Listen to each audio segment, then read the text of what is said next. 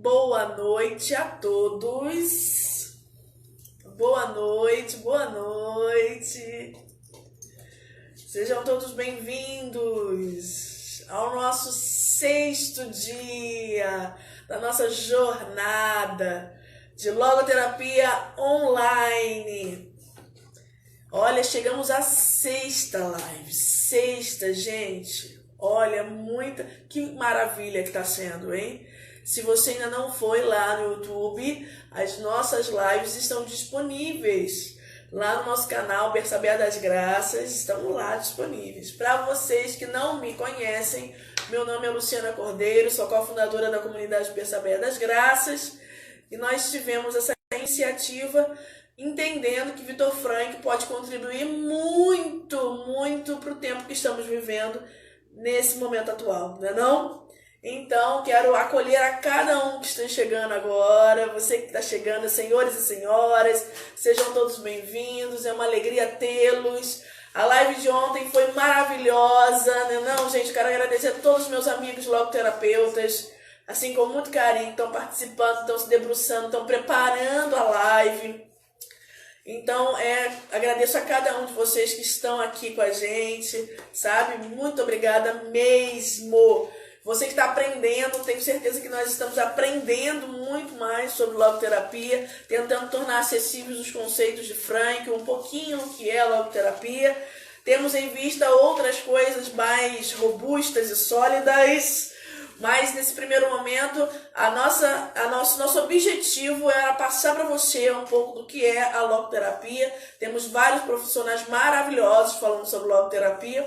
Então, a contribuição da comunidade Berçabeia das Graças nesse projeto de fazer passar por esse tempo de uma forma maravilhosa, né? Passar por esse tempo dando sentido a tudo isso.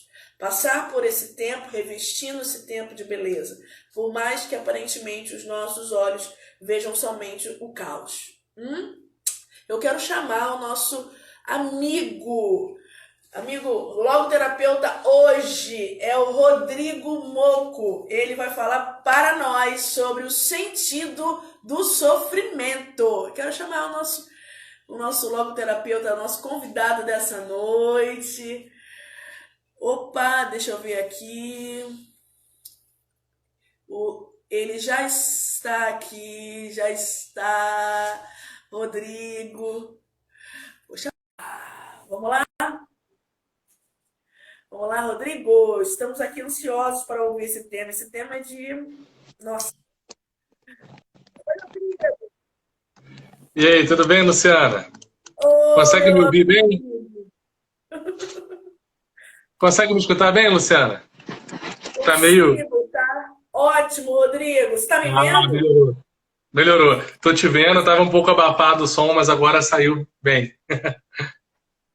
Gente, vocês que estão nos ouvindo, nos vendo, tá ok pra gente? Tá ok pra vocês? A imagem, o som, tá legal? Dá pra gente feedback, pra gente começar. Olha, Rodrigo, quero te agradecer. Quero te acolher com muito carinho nessa jornada de logoterapia online. Muito obrigada pela sua disponibilidade. Eu que agradeço pelo convite, agradeço muito, Luciana, e também agradeço a todos que estão acompanhando a gente, né? E é uma responsabilidade enorme falar sobre esse tema, porque é um tema muito importante e é uma das principais questões da humanidade, assim, né? Lidar com o mal e o sofrimento. Então, falar sobre o sentido do sofrimento é uma grande responsabilidade. Agradeço a você pela confiança e espero que a gente possa desenvolver uma boa conversa a respeito desse tema, né? Eu tenho certeza, eu tenho certeza. Rodrigo, fala um pouquinho de quem é você pra gente, antes da gente começar a conversar. Perfeito. Bom, me chamo Rodrigo Moco, eu tenho 30 anos, sou um logoterapeuta da cidade de Petrópolis, no Rio de Janeiro. Conheci a logoterapia ainda na minha adolescência. Isso foi muito bacana, eu conheci antes de entrar na faculdade. Eu sou católico, participava da minha paróquia aqui na Diocese de Petrópolis, e um dos meus formadores, assim, uma das pessoas que eram referência para mim, era um estudante de sociologia, e ele desenvolveu uma palestra sobre o sentido da vida que era aplicada nas escolas. Essa palestra que ele desenvolveu na ocasião tinham várias referências, várias fontes, mas uma das principais referências é um bispo católico chamado Dom Rafael Leão Cifuentes. E o Dom Rafael, ele tem muita referência no Viktor Frankl, né? Então, lendo as obras do Dom Rafael na ocasião, eu tive contato com o Viktor Frankl. Foi interessante porque na ocasião eu tinha ali 15, 16 anos, eu nem pensava em fazer psicologia, e quando eu fiz o discernimento para escolher a área, ter conhecido o Frankl foi um fator determinante para eu escolher a psicologia. Ou seja, então na minha vida talvez a logoterapia tenha vindo antes do que a psicologia propriamente dita, né? Ainda que tenha sido de forma indireta a logoterapia naquela ocasião. Na graduação eu tive a oportunidade de ter uma professora logoterapeuta, a Cléia Zanata, inclusive um abraço para ela, talvez ela não vá ver ao vivo, mas provavelmente vai assistir depois. Um abração, professora, você foi muito importante na minha formação. Então eu fui bolsista de iniciação científica dela, para a gente, né? Depois também na pós. Então eu estudei com ela, né, como bolsista de iniciação científica, tive muito contato com as obras logoterapêuticas ali, e depois eu tive a honra, junto com você, né, Luciana, de fazer parte da primeira turma de especialização em logoterapia no Rio de Janeiro, que foi a nossa turma Logo 1 aqui na Universidade Católica de Petrópolis. Sou casado, tenho 2 filhinhos gêmeos, o Miguel e o Gabriel, estão com 3 meses de vida agora. E, bom, é isso. Trabalho com educação, trabalho numa escola lá no Rio de Janeiro e trabalho também como psicólogo clínico, né? Então, eu trabalho nessas 2 áreas e estou agora me especializando também em psicologia do esporte, que sempre foi um interesse, sempre foi uma coisa que eu sempre tive muita ligação. Então, é isso. Tudo isso, né, Rodrigo? Tudo isso. Oi? Ih, o Rodrigo acho que caiu. O Rodrigo tá aqui?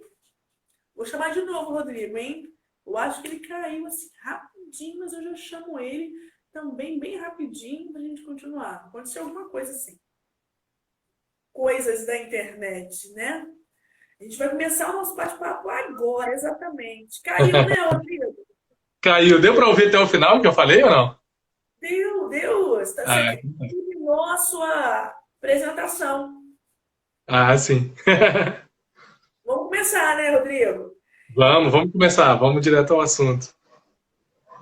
As pessoas estão muito ansiosas por essa live, sabia? Com certeza. É um tema que é muito importante, né? Eu acredito. Na verdade, a gente conhece e sabe que o sofrimento humano é algo que perpassa a vida do ser humano, né? Da pessoa. Porém, você detecta algo que nesse tempo é muito característico sobre a forma que o ser humano tem de se relacionar com o sofrimento? Porque se a gente vai fazendo um contexto histórico, por vários momentos, em cada geração, a pessoa teve um jeito de se relacionar com aquilo que era dor e era o mal, né? Nessa geração, você percebe algo particular dentro do tempo que vivemos? Sem sombra de dúvida. Antes, só mandar um abraço aqui para a Ziza, que está acompanhando a gente, e tantos outros amigos também da área, né? Que se interessam pela logoterapia, que estão estudando. Uma satisfação imensa poder conversar com vocês. Então, Luciano, eu percebo sim essa diferença do nosso tempo. A gente tem uma característica da nossa geração. Nós somos uma geração que é muito marcada por uma escola de pensamento filosófico bem antiga, chamada hedonismo, né? Nós temos uma cultura hedonista, que é uma cultura voltada para a experiência do prazer, para o bem-estar pessoal. Nós buscamos isso o tempo inteiro. E a gente vive uma espécie, eu poderia usar esse termo, de ditadura do prazer, né? Para a gente interessa o que é o prazer, a gente busca o prazer a todo custo e quer validar toda forma de prazer. Consequentemente, tudo aquilo que não é prazer, a gente evita, uma evitação direta de todas as experiências que não são prazerosas. E, obviamente, o sofrimento se enquadra numa dessas experiências. E o sofrimento, ele além de ser evitado, a gente tem uma tendência a querer esconder que ele exista, né? Então, sofrer é algo que provoca uma certa vergonha, um certo receio. Então, as pessoas tentam esconder que existe a realidade de sofrimento e tendem a não aceitá-lo. E aí que está o ponto. Quando a gente não aceita a realidade do sofrimento na nossa vida, a gente acaba sofrendo de forma mais dura os golpes quando eles chegam. É muito difícil a gente lidar com uma realidade que a gente não quer aceitar que está ali, perto da gente, né? Se eu tenho consciência de que determinado mal pode me alcançar e que ele está me rodeando, digamos assim, eu vou me precaver, eu vou me preparar para lidar com ele e para enfrentá-lo. Agora, se eu parto do princípio de que ele não existe, de que ele não vai me alcançar, eu faço isso na esperança de que, de fato, ele deixe de existir, mas, inevitavelmente, ele vai continuar existindo.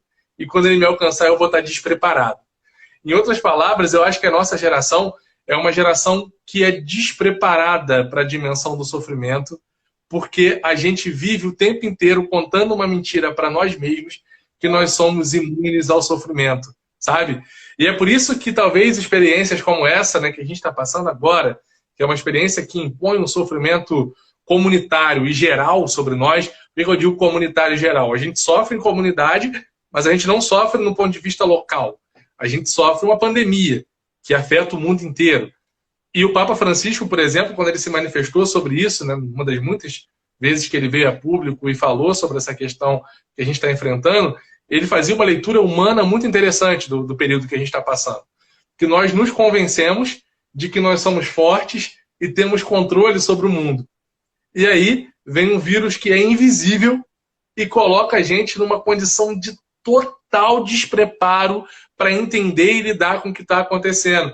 Então isso revela para nós a nossa pequenez perante os intempéries da vida, né? E eu acho que essa dimensão, ela precisa muito ser trabalhada em nós.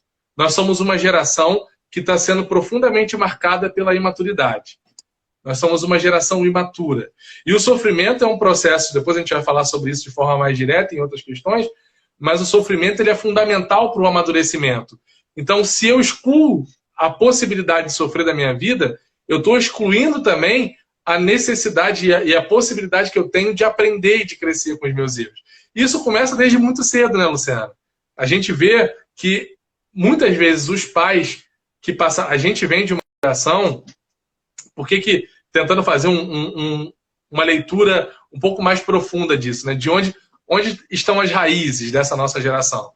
A gente tem, nas décadas passadas, década de 80, década de 90, o nosso contexto passou por muitas mudanças, né?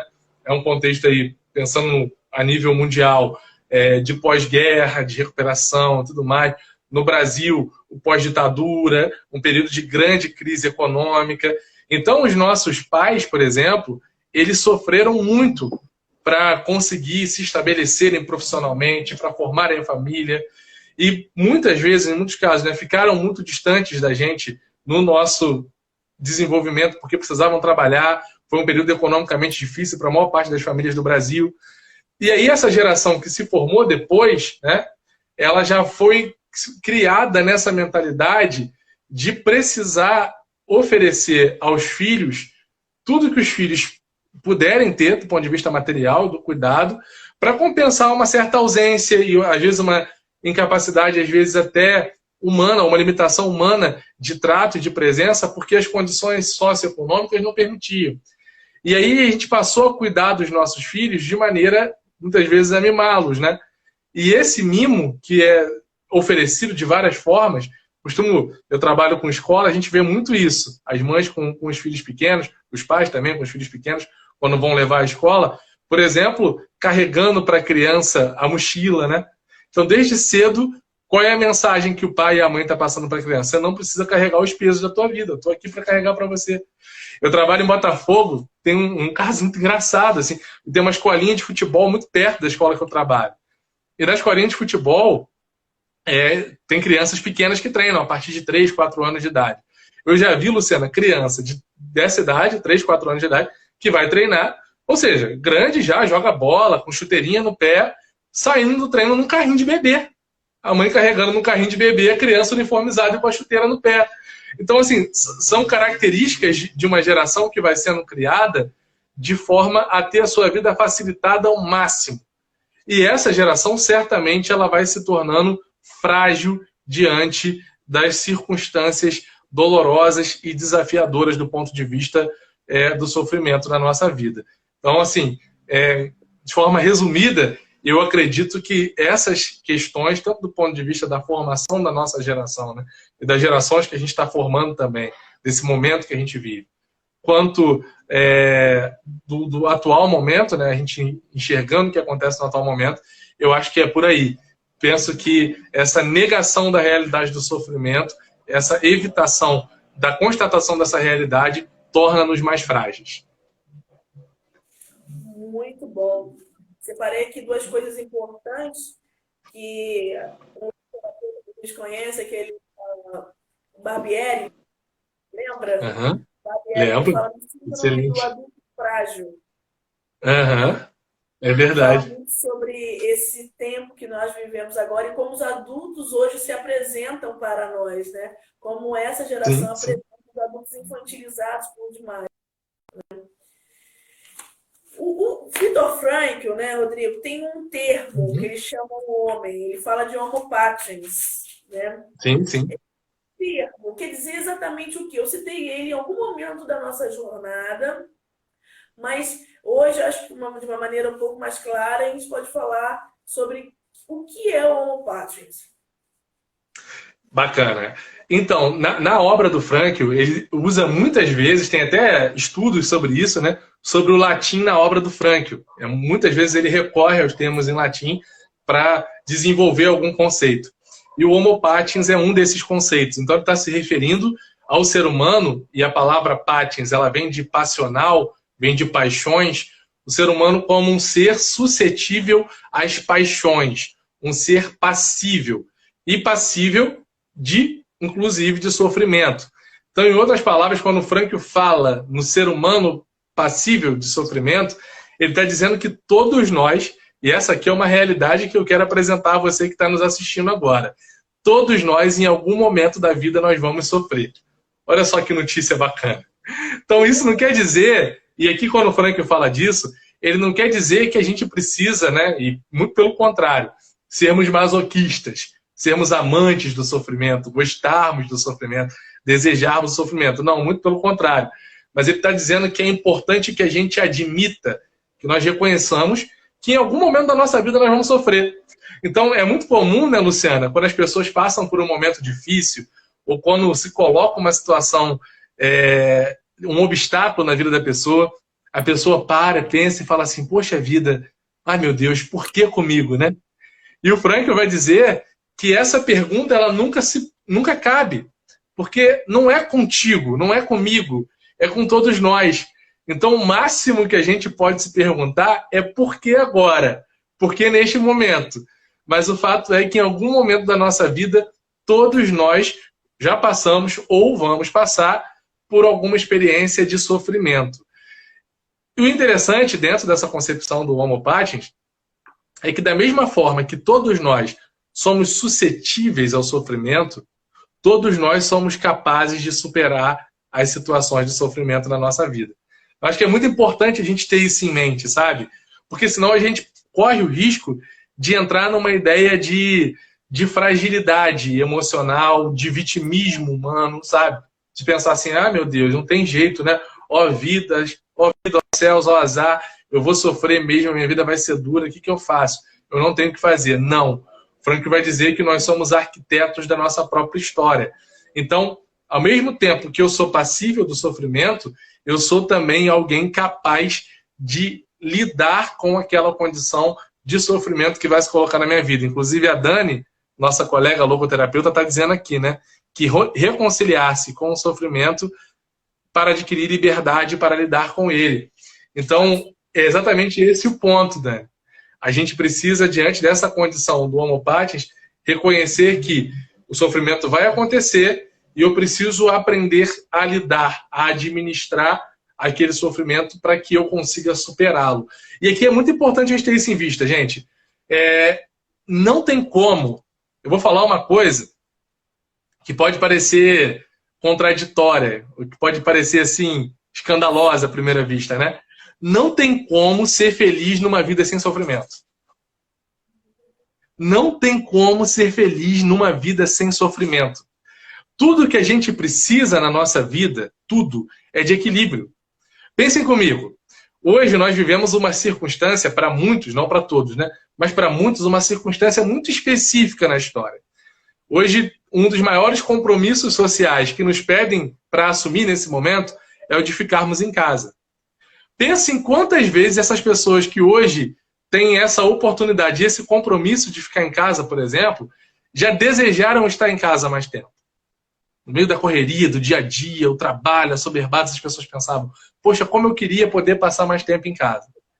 E aí essa pessoa agora tem a oportunidade de ficar em casa. E a primeira coisa que a pessoa sente saudade é da rotina dela normal. Caramba, eu quero trabalhar, eu quero voltar a fazer as coisas que eu fazia antes e tudo mais. Mas, pô, antes o trabalho não era penoso? Por que agora o trabalho é desejável? Pô, antes ficar em casa não era desejável? Por que agora ficar em casa é ruim? Porque para nós o que nos realiza é a síntese entre as coisas. A síntese entre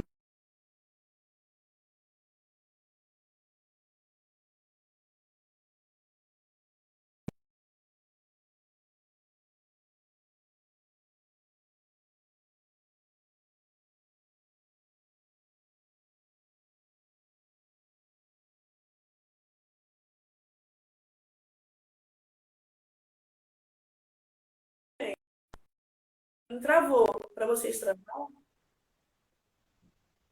Rodrigo, Oi. travou a sua imagem para a gente. Tem como você voltar só um Eita, pouquinho? Só um pode, pouquinho. fica à vontade. Não, só você pega essa parte de ficar em casa, a contradição, que aí a gente consegue entender, sem problema.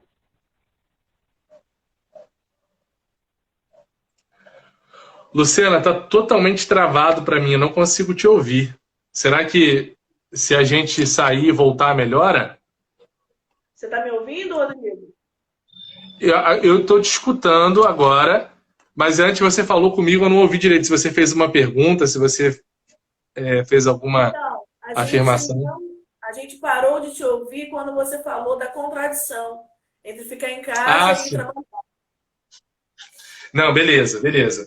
Agora, gente, vocês estão me ouvindo? Nesse momento, Peraí, tentem me deixa eu responder aí voltar. para ter uma noção. O pessoal que está assistindo também. Que eles estão dizendo aqui que travou tudo, travaram os dois. Vamos ver.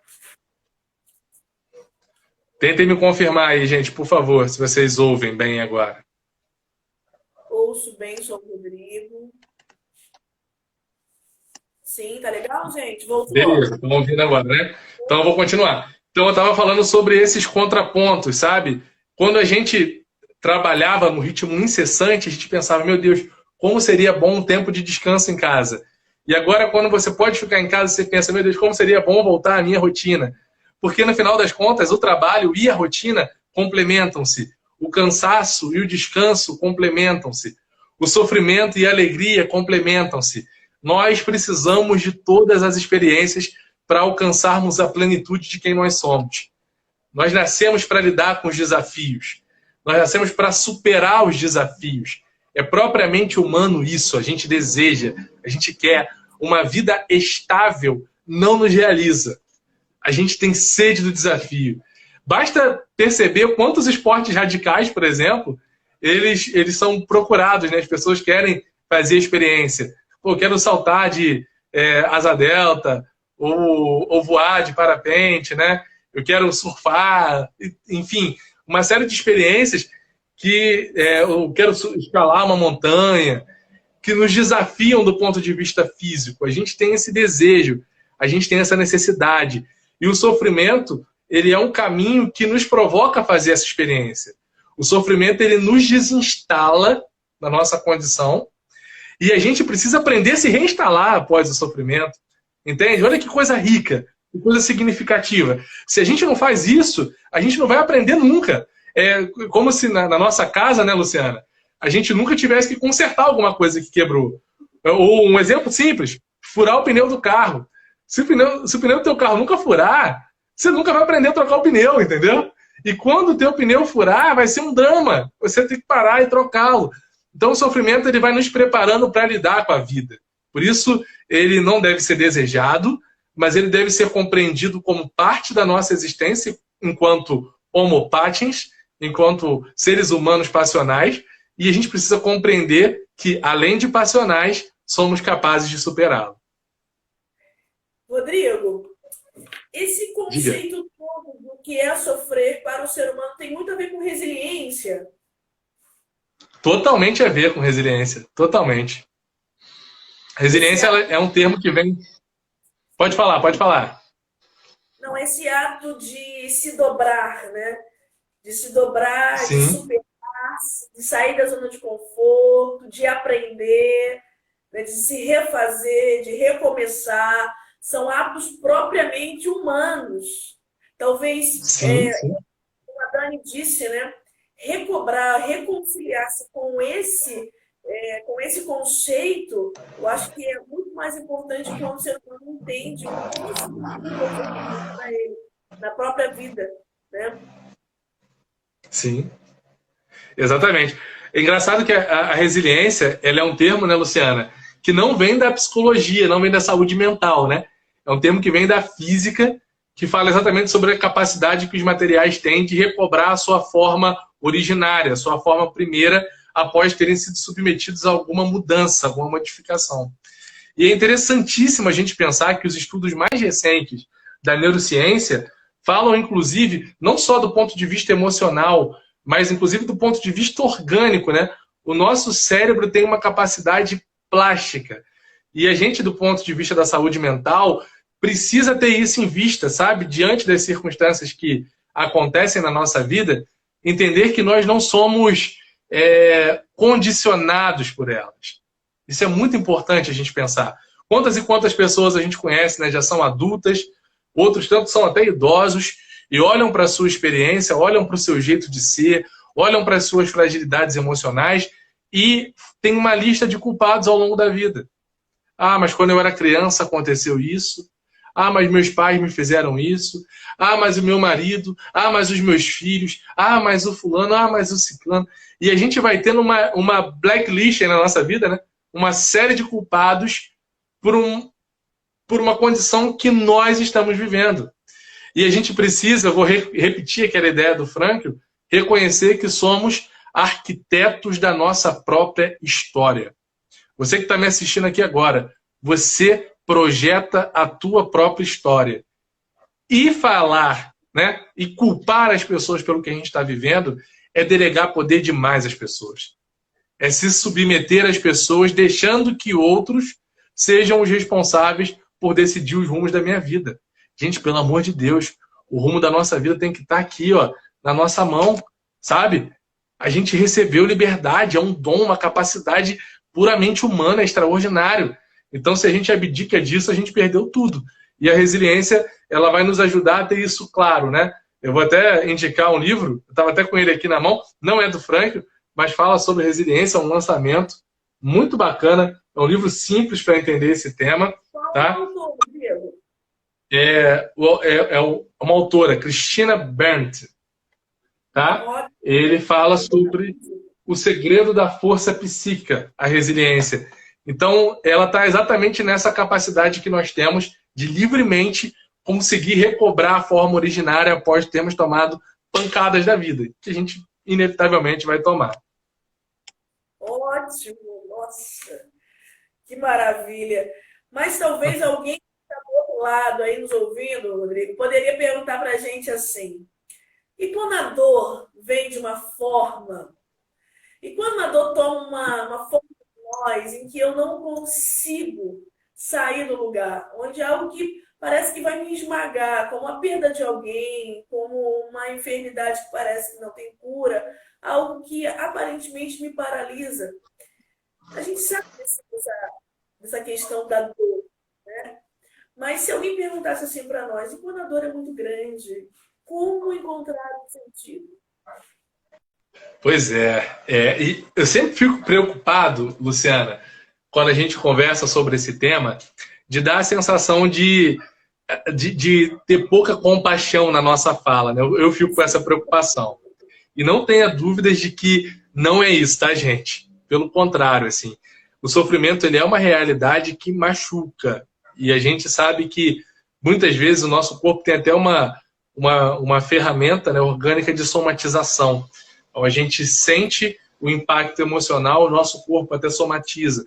Então, Então, muitas vezes isso que a Luciana falou é um efeito até físico mesmo. A gente paralisa, a gente não consegue fazer aquilo que é próprio nosso, que a gente tem domínio para fazer no dia a dia, porque o sofrimento ele tem um impacto paralisante sobre a gente.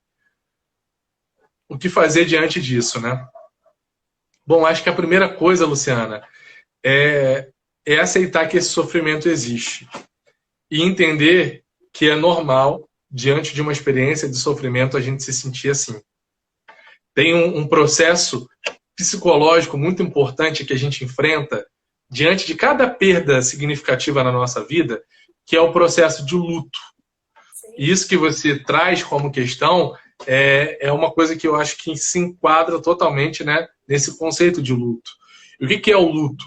O luto é um processo no qual a gente precisa elaborar uma perda que a gente teve. E esse luto ele pode se dar em vários níveis, né? Eu posso elaborar a perda do meu emprego, por exemplo. Nesse momento que a gente está vivendo agora, quantas e quantas pessoas desempregadas, né?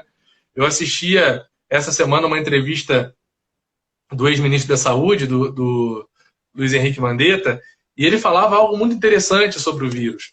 Ele dizia, né? Para as pessoas mais frias, se a gente for olhar para os números do coronavírus no mundo, para as pessoas mais frias, a gente pode ver que, percentualmente falando, o número de mortos ele não é tão grande perante o número da população mundial. Só que se a gente for olhar a letalidade do vírus em todas as suas dimensões, a gente vai perceber o quanto o período que a gente está passando é difícil, porque é o vírus que vai impactar não só no número de mortos, mas em como a sociedade precisa se proteger, o que impacta no aumento considerável de pessoas com ansiedade, depressão nas suas casas, né? De pessoas com ansiedade e depressão porque estão se expondo ao vírus, no desemprego de tantas pessoas, no fechamento de tantas empresas que empregam tantas pessoas. Então ele dizia que na conta a gente precisa considerar as mortes de CNPJ e de CPF, e que vão ser muitas, né? E a morte de CNPJs mata CPFs, mata pessoas. Então essa leitura dele eu achei muito interessante nesse sentido. E de fato o luto pode ser a perda de um emprego. A pessoa numa situação como essa perde o emprego e aí o mundo desaba. Caramba, como vai ser agora para eu administrar a minha casa? Para eu alimentar a minha família? Para eu alimentar meus filhos? Isso é uma experiência de sofrimento intensa. Às vezes o término de um relacionamento. Uma pessoa que colocou muita expectativa, muita esperança naquele relacionamento e ele foi abruptamente interrompido. A pessoa não é mais correspondida e o outro terminou. Isso é doloroso, é uma experiência de sofrimento. A experiência da perda de alguém, né? Morreu um ente querido, eu perdi um ente querido. Caramba, aquela pessoa foi embora. Em todas essas situações, nós somos chamados à elaboração de um luto. E o processo do luto, ele vai muito ao encontro do que você falou, Luciana. É a constatação de que algo ou alguém que era importante, era precioso para mim, eu não tenho mais. Em alguns casos não tenho mais mesmo, porque aquela pessoa faleceu. Em outros não tenho mais da forma que eu gostaria. Ou no caso de um término de relacionamento, aquela pessoa está viva, mas ela não é mais minha namorada, não é mais a minha esposa, eu perdi. E aí o processo ele é doloroso porque eu preciso aceitar essa perda. Eu não posso fazer outra coisa. Eu não tenho como recuperar aquela pessoa. Eu não tenho como entrar na cabeça de alguém e forçar aquela pessoa a ficar comigo de novo. Eu não tenho como ressuscitar alguém dos mortos e trazer de volta. Então eu preciso aceitar que aquilo aconteceu. E esse processo de aceitação é doloroso. É muito doloroso. E aí, o que é importante nesse período, né? Acho que a primeira coisa, como eu falei, aceitar. A segunda coisa... Pode falar. Você falou algo num primeiro momento que eu acho tão importante. Eu até escrevi aqui, escrevendo as suas falas aqui. Eu escrevi que o quanto a dor ela é real, né? Ela vai acontecer. Porque talvez algumas pessoas que estão nos escutando quando a gente está falando sobre o sentido do sofrimento, ela pode pensar na cabeça dela, então eu tenho que virar a mesa, tenho que virar a chave. Não. E eu tenho que ser resiliente, pronto, agora eu sou resiliente. Não funciona assim. De maneira alguma. De maneira alguma. Inclusive, pensar isso é um empecilho para a gente conseguir superar o sofrimento. Porque é como varrer a sujeira para debaixo do tapete, né? Caramba, passei por uma perda agora dolorosa e eu vou agir como se eu não estivesse sofrendo. O que eu estou fazendo? Eu estou pegando essa sujeira e estou varrendo ela para debaixo do tapete. Daqui a pouco essa sujeira vai tomando conta da minha casa de uma tal maneira que eu não consigo lidar mais com ela. E é isso que acontece com os nossos processos psicológicos. Por isso que é importante a aceitação. O sofrimento existe e eu preciso passar por ele. É parte da elaboração do luto fazer essa experiência, né? Então, existe esse sofrimento. A segunda coisa que é importante é entender que você precisa passar por esse sofrimento, mas você não precisa passar sozinho. Isso é muito importante, sabe? A gente pode dividir essa experiência, a gente pode partilhar, a gente pode chorar as nossas dores com as pessoas que a gente confia. Então, assim, busca os seus amigos, pessoas de confiança, que podem te ouvir, que podem... Muitas vezes não tem como ser aconselhado em algumas situações, né? Porque não são passíveis meramente de um direcionamento. Mas a escuta já é algo que vai te fazer muito bem, né? Colocar para fora, chorar, sentir vontade de chorar, chora. Verbaliza o que você está passando. Acho que isso é muito importante. E a terceira coisa nesse processo, que vai ajudar muito, é se refazer após o sofrimento.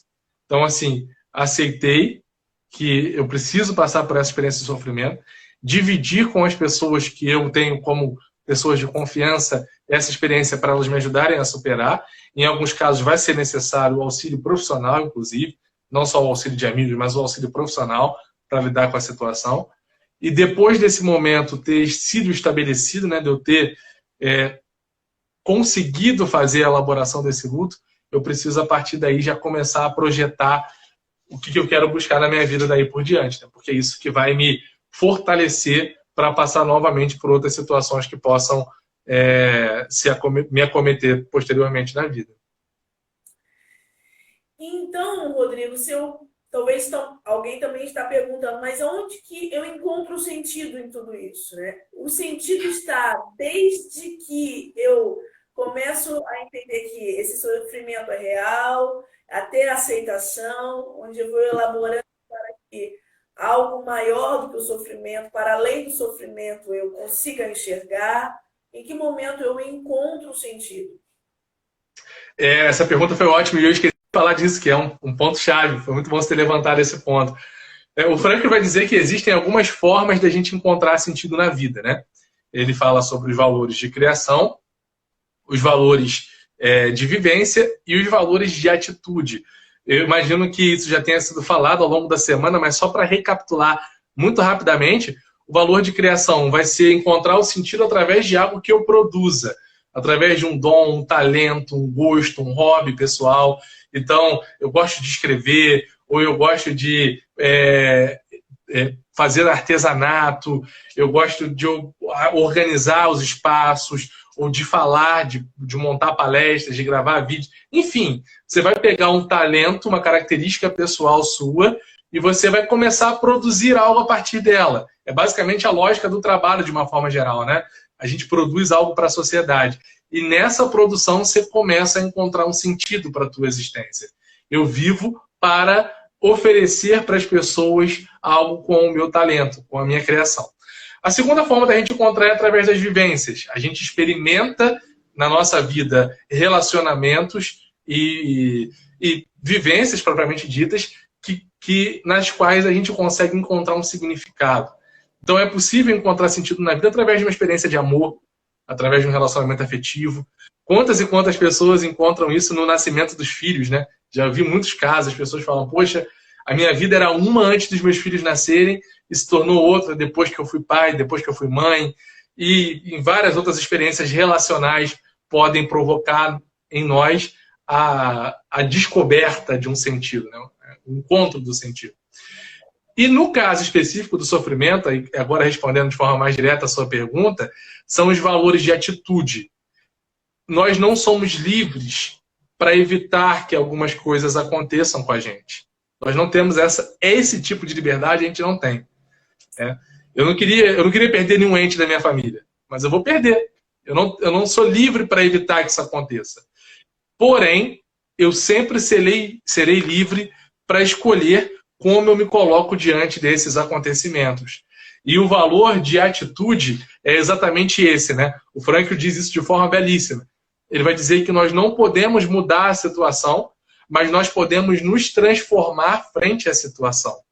E numa situação dessa de perda, o valor de atitude passa por isso. Bom, eu estou passando por uma situação de sofrimento terrível. E eu não posso mudar essa realidade que está posta, que está diante de mim. Mas eu posso me transformar em relação ao que está acontecendo. O que em mim eu quero mudar? O que na minha percepção eu quero mudar? O que na minha atitude eu quero mudar? E quando a gente consegue ter essa clareza, a gente consegue assumir uma postura diferente frente ao sofrimento. E essa postura diferente que nós assumimos, ela muda totalmente o quadro de figura. Então, essa é uma das formas de se encontrar sentido na vida, né? Lembrando que, para Frankl, a gente não atribui o sentido. Não sou eu que dou. Olho para o sofrimento e falo, o sentido desse sofrimento é isso. Não, eu encontro, eu descubro, na medida em que eu me coloco numa mudança de postura, eu encontro um sentido naquele sofrimento que eu estou passando. E isso faz com que eu encare aquela situação de forma completamente diferente.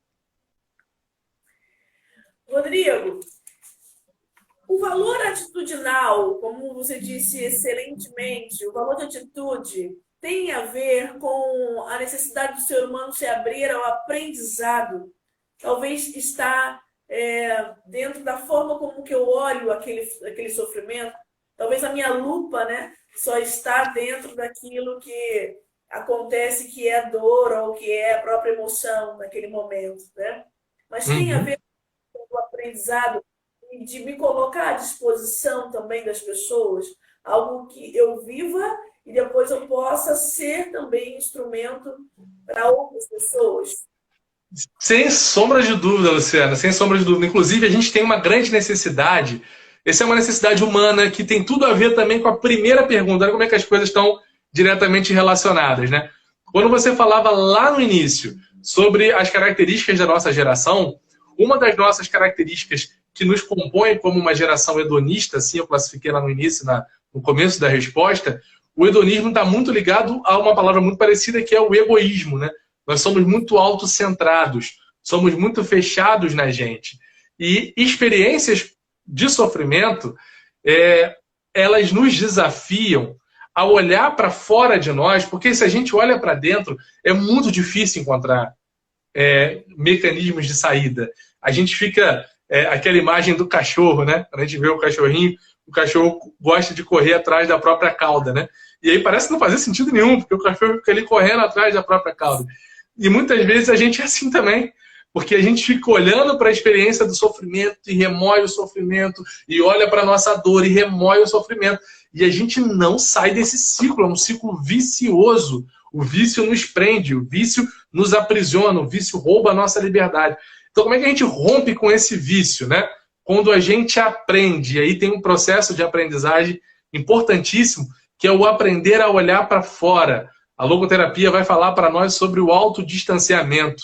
Quando a gente está sofrendo, a gente está no olho do furacão. Essa expressão é bacana, né? A gente está ali no meio de uma situação que está... Volta para a gente terminar essa live maravilhosa. Quem está gostando dessa live, hein? Tá todo mundo gostando. O Rodrigo já chegou aqui. Rodrigo, vou te chamar para a gente continuar, porque estava muito bom, muito bom. Sua resposta estava maravilhosa, Rodrigo. Maravilhosa. Mas... Oh, meu Deus, travou de novo, Luciana. Caramba, vem chegando de volta aí, gente. Manda esse aviãozinho que está aí embaixo para o pessoal voltar a assistir. Ajuda a gente aí, para a galera voltar a gente concluir. Então, eu não sei onde parou. Se alguém puder me ajudar dizendo aonde parou exatamente, porque eu retomo de lá, onde eu estava. Aguardo vocês aí me dizerem de onde que... Sobre o movimento sair de si, tá? Falando do movimento egóico, de enquanto o cachorro corre atrás do rabo. Esse exemplo. Beleza, então tá bom. Eu ia dizer sobre... Eu usei um outro exemplo também, que é o olho do furacão. Não sei se vocês chegaram a ouvir. Essa expressão que a gente usa, né? Então, no olho do furacão, a gente está no meio de uma bagunça que a gente não sabe onde começa e onde termina. E é tudo muito confuso, porque quando está tudo muito bagunçado, a gente fica assim. Vou partilhar uma experiência caseira com vocês vão me entender. Você está na tua casa está revirada. Aí você fica pensando assim, meu Deus, eu tenho tanta coisa para arrumar, mas eu não sei por onde começar.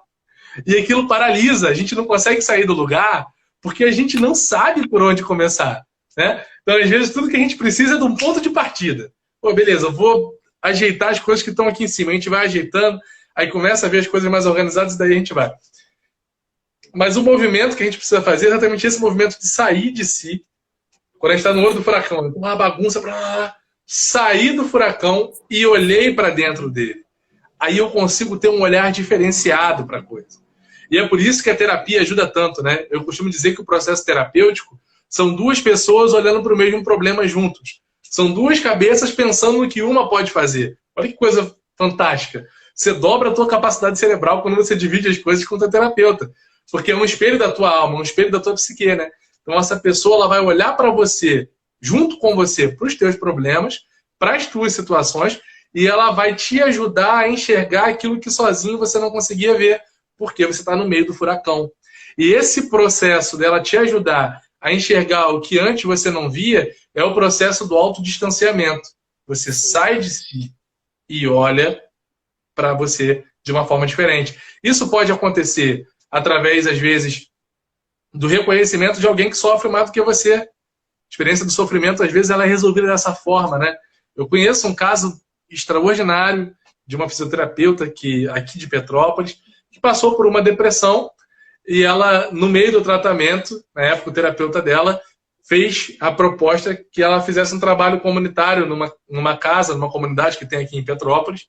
Muitos que estão assistindo talvez conheçam, é a comunidade Jesus Menino, que hoje tem lá 43 crianças, né, e adultos especiais, foram vítimas de tentativa de aborto, que foram abandonados pelos pais quando criança, e estão vivos, estão lá. É uma experiência fantástica. E ela foi fazer um trabalho voluntário lá, e ela partilha isso, ela testemunha de forma muito bonita. Esse trabalho voluntário fez com que ela percebesse pessoas que passavam por experiências de sofrimento muito maiores que a dela e eram felizes. E ela trabalhar em função dessas pessoas fez com que ela descobrisse o sentido da vida dela e, consequentemente, superasse a depressão pela qual ela estava passando. Então, é um aprendizado, né? A gente sai da gente e, quando a gente sai da gente, a gente percebe que a nossa vida tem um sentido que vai para além daquilo que a gente experimenta nos nossos processos internos. Essa é a grande descoberta do sentido. O sentido de vida, na definição do Frankl, são ações conscientes e direcionadas na busca pela realização de um ideal que é superior. Ou seja, o ideal não sou eu, o ideal é superior. Então, se eu consigo ter ações conscientes e direcionadas na busca da realização de um ideal que vai além de mim, eu vou entender que a minha vida não se encerra nos problemas que eu passo, nas situações que eu enfrento, mas elas são degraus para que eu consiga realizar aquilo que eu busco, que eu almejo, que é muito maior do que eu. Meu amigo, posso te fazer outra pergunta? Essa à vontade. Chegou pra gente, fresquinha agora, dos nossos ouvintes.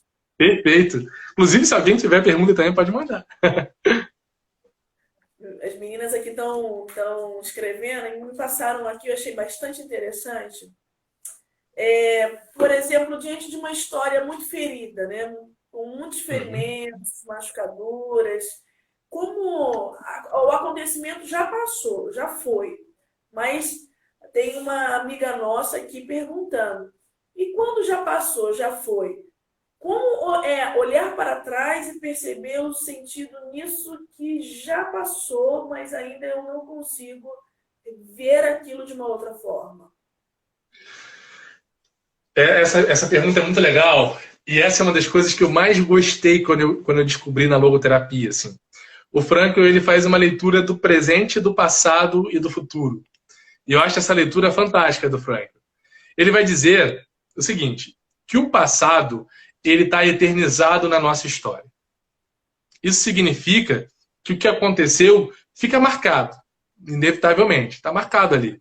E eu não tenho como voltar no passado e modificar o que aconteceu lá. Eu não tenho esse poder. Portanto, o passado é eternizado e ele é inacessível do ponto de vista da minha liberdade de mexer com ele, né? E o futuro, por sua vez, ele é um vir a ser. Ou seja, o futuro ainda não acontece. Ele vai acontecer. Então não é uma realidade que eu tenho nas mãos também. Portanto, para Frankl, a única realidade que nós temos na mão é o presente.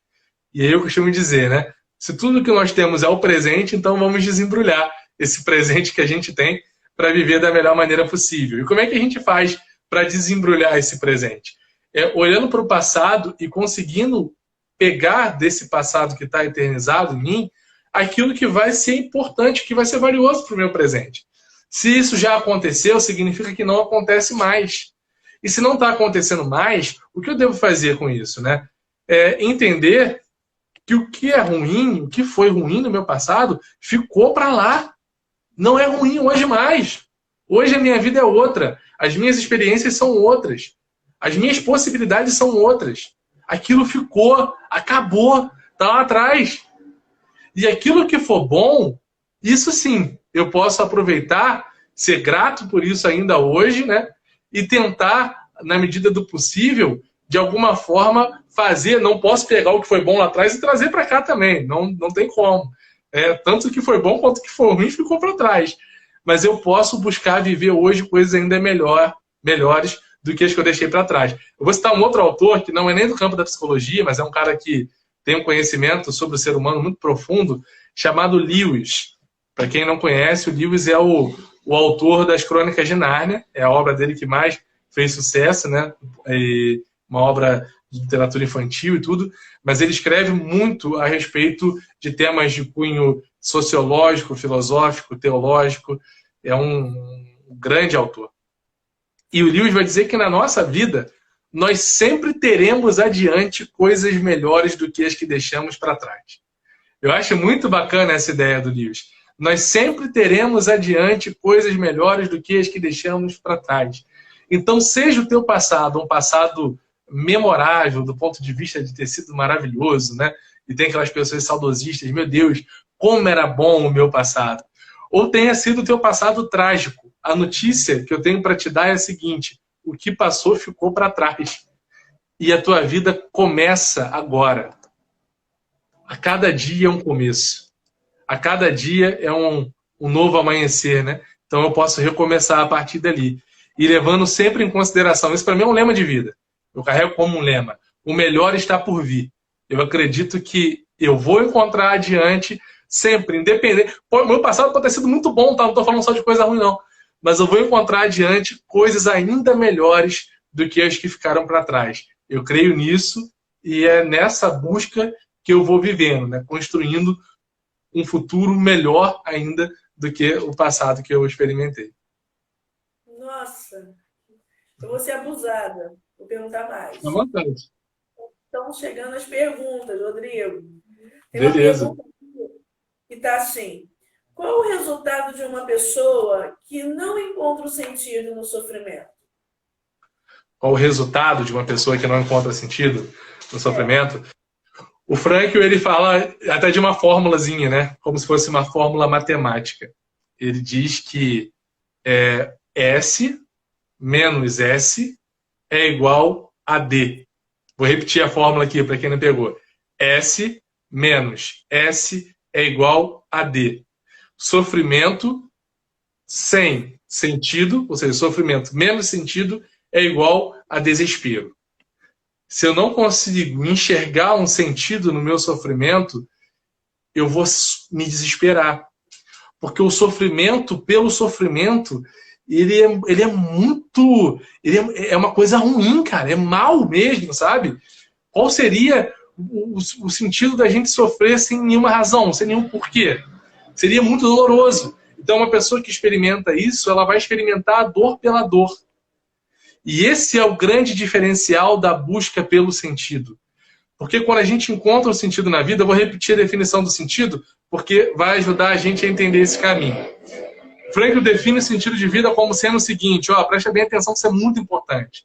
São ações ou seja, atitudes, posturas, condutas conscientes e direcionadas na busca pela realização de um ideal superior.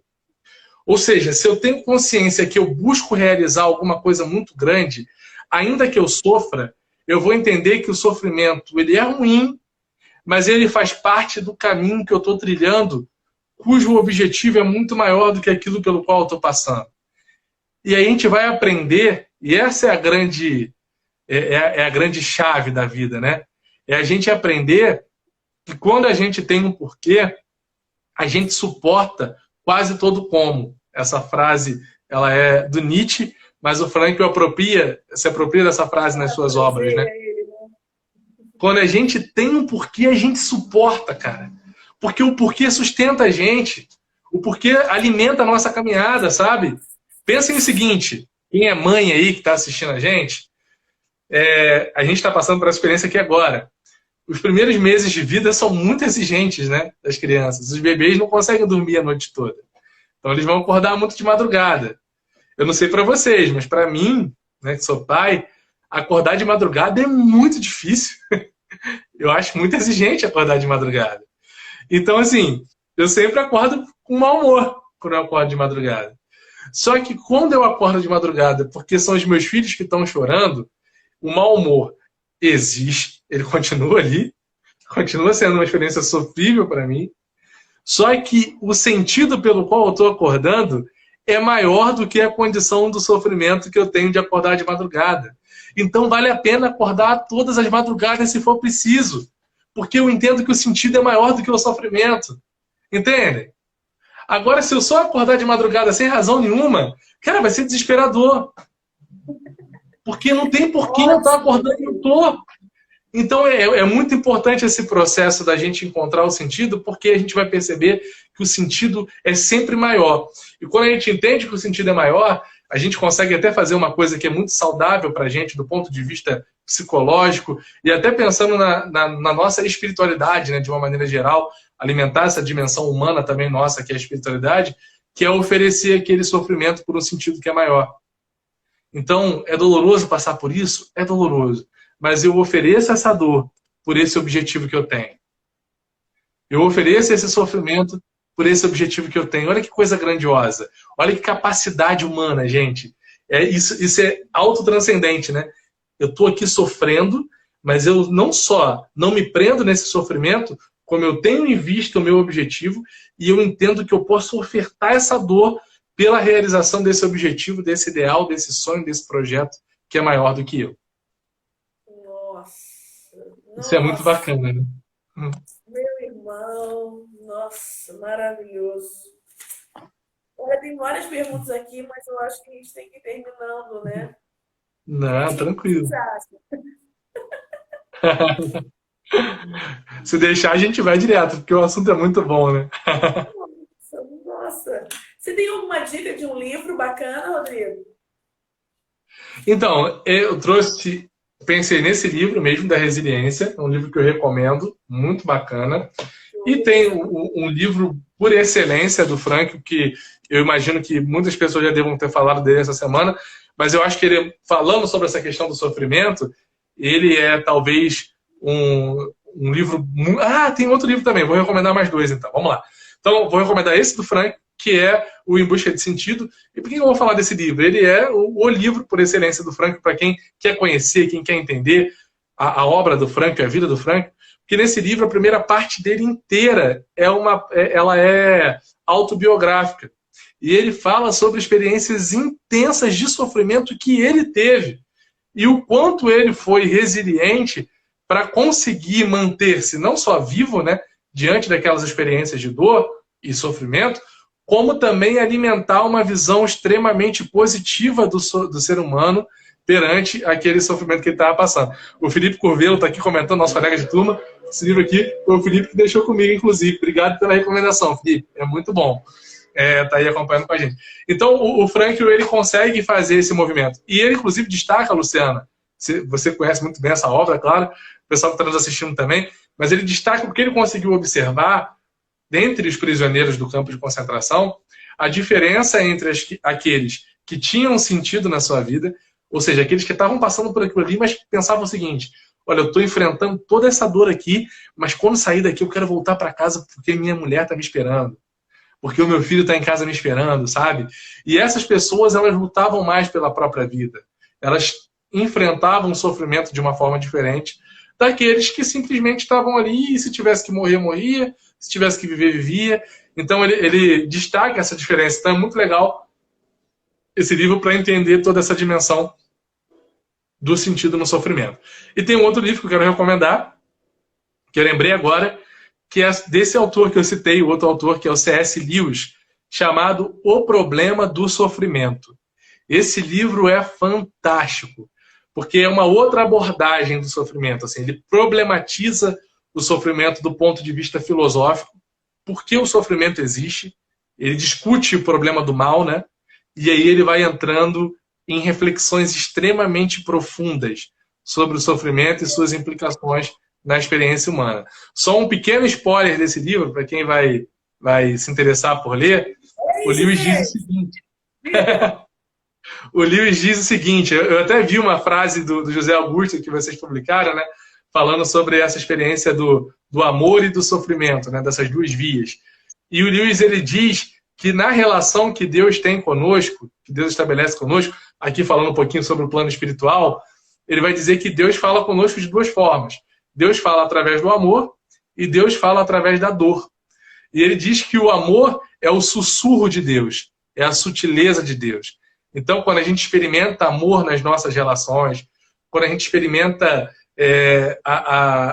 o amor na beleza das coisas, na beleza da criação, é Deus sussurrando para a gente que Ele está presente e que Ele nos ama. Só que muitas vezes a gente, pela nossa incapacidade, a gente não consegue ouvir e perceber os sussurros de Deus. E por vezes Deus precisa usar um megafone para a gente conseguir ouvi-lo. E aí o Lewis vai dizer que o sofrimento é o megafone de Deus. E através desse megafone a gente consegue ouvir de forma mais nítida que nós não nos bastamos. Nós precisamos. Somos seres que precisam. Eu acho que essa definição é tão bonita, né? Porque ela nos ajuda a perceber que nós não somos autossuficientes, nós precisamos.